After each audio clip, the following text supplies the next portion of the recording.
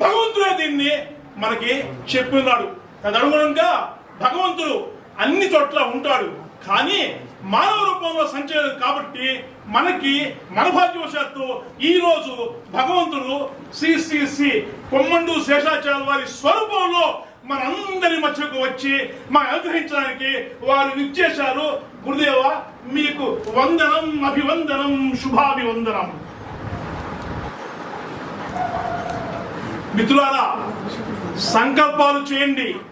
ఈ సంకల్పాలు ఎలాగా ఉండాలంటే సమాజ శ్రేయస్సు కోసం, విశ్వ శ్రేయస్సు కోసం, కుటుంబ శ్రేయస్సు కోసం ఉండాలి.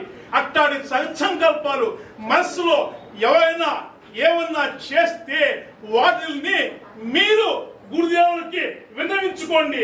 గురుదేవుని యొక్క అనుగ్రహ భాష్యంతో, వారి యొక్క కృపా కటాక్ష వీక్షణాలతో ఆ యొక్క సంకల్పం అది సత్సంకల్పం అయితే అది ఖచ్చితంగా తీరుతుంది. ఇది సత్యం, సత్యం, సత్యం. మిత్రులారా, ఇదే మిత్రులారా, గురువు గారు మన భాగ్యవశాత్తు కాల్పట్నంలో 3 రోజులు ఉండడానికి వారు అంగీకరించారు.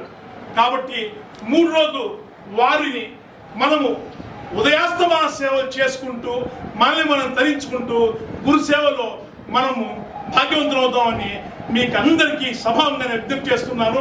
గురుదేవ, నా పేరు నల్లూరు రామకృష్ణ, నా చదవపతి పేరు లక్ష్మీ ప్రశాంతి. మీరు నన్ను, నా కుటుంబాన్ని చల్లగా ఉంటారని చెప్పి దీవించమని నేను ప్రార్థిస్తున్నాను.